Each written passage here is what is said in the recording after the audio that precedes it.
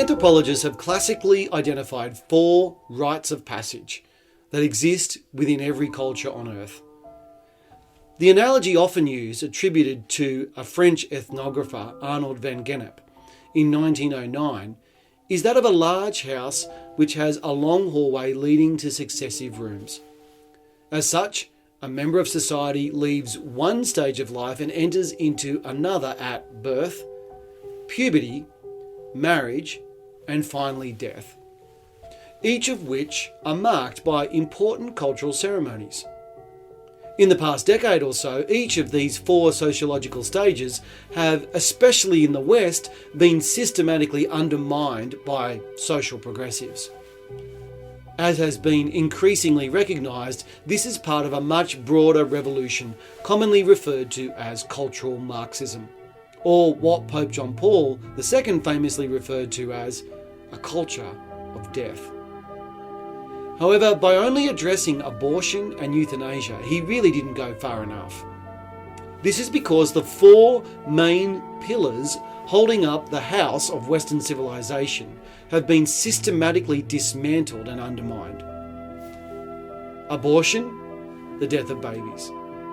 Transgenderism, the death of gender. Same-sex marriage, the death of procreation. And euthanasia, the death of the elderly and inconvenient. Firstly, at birth with the propagation of abortion. One of the chief characteristics of paganism historically was its complete disregard for unwanted children, and especially those unfortunate enough to have been born with a physical or intellectual disability.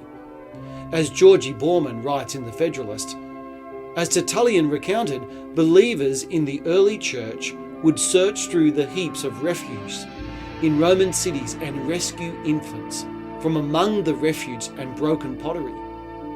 There is archaeological evidence to support the fact that infants were thrown in the trash or into the sewer, sometimes deliberately killed, instead of being left out to die by exposure. That children should never be trash was a revolutionary concept in the early centuries after Christ. The 4th century emperor Constantine, who is generally believed to have converted to Christianity and was at the very least influenced by it, considered infanticide a crime. Later, Emperor Valentinian, also a professed Christian, officially outlawed the practice by requiring that all children be reared. Tragically, one of the most dangerous places for a child today is within their mother's womb. All legal protections have been stripped away under the Orwellian and truly deceptive title of reproductive rights. As a non-person, a baby now has no legal rights before they are born. And in a botched abortion, not even then. Second, at puberty with the promotion of transgenderism. Over the past 25 years, the world has changed more dramatically than anyone could have ever imagined. For instance, I consulted recently a major Christian reference work on ethical decision-making published in the late 1990s and could not find a single mention of the topic transgender. 25 years later, transgenderism is now recognised as being the new black. And whereas young people used to rebel by smoking cigarettes, now it's by binding their breasts and taking hormones.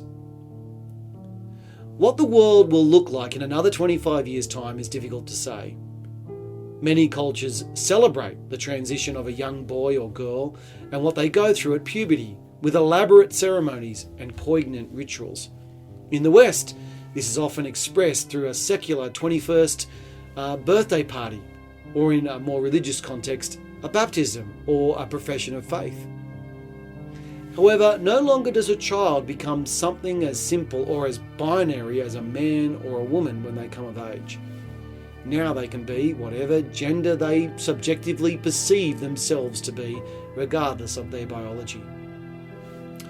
For example, the Australian Human Rights Commission has just released its guidelines for the inclusion of transgender and gender diverse people in sport, which allows biological males to compete with biological females. Sadly, it's young girls and women who will be the most negatively impacted by all this, because the impetus will be for men who are transgender to be given the right to play on female teams rather than vice versa.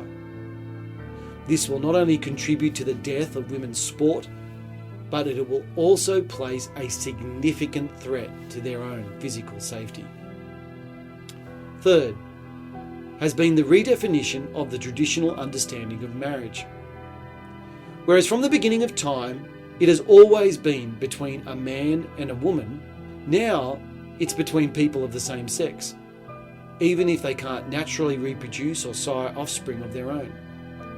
Sociologically speaking, kinship relationships are broken with the addition of surrogate mothers and fathers. What's more, it undermines the fundamental right of a child to be raised by their biological mother and father. As Dr. David Van Ghent in Australia writes, injustice against the child is the central offence of so-called marriage equality. We are guilty of stealing a child's birthright when we institute motherless families and fatherless homes as an ideal in our law. The fourth rite of passage that has been distorted is that involving death. Sadly, it seems likely that it won't be too long before every state in Australia has legalised euthanasia. Whereas laws are ideally put in place to protect people, especially the most vulnerable, they are being increasingly weaponised to get rid of them. Dr. Hannah Graham and Dr. Jeremy Pritchard have produced an excellent report which outlines the numerous ethical and pragmatic reasons as to why legalising euthanasia is so problematic. In particular, Graham and Pritchard argue that while it starts with the individual being given the opportunity to die, it quickly results in them being pressured into fulfilling their obligation to do so. As Dr. Pritchard writes, in coming decades, we face a rapidly ageing population, a shrinking tax base, and increases in health problems like dementia. Euthanasia could form part of government planning for service provision for people nearing end of life. If that sounds far-fetched, consider two cases from Oregon where patients' applications for medical treatment were rejected, but followed by departmental notifications informing the patients they were eligible for assisted dying. I would say welcome to Huxley's dystopian Brave New World, but I don't think that even he would have believed we would have done to ourselves what we have, or so quickly. And as such, Western civilization as we know it is now on the brink of collapse. This is why our world needs now more than ever Christians who have the courage to speak, to proclaim the good news of God's kingdom, which comes with it Jesus' promise that he has come that we might have life, and life to the full. Are you prepared to be part of that fight? Or will you shrink back in fear? At the end of the day, that is the question.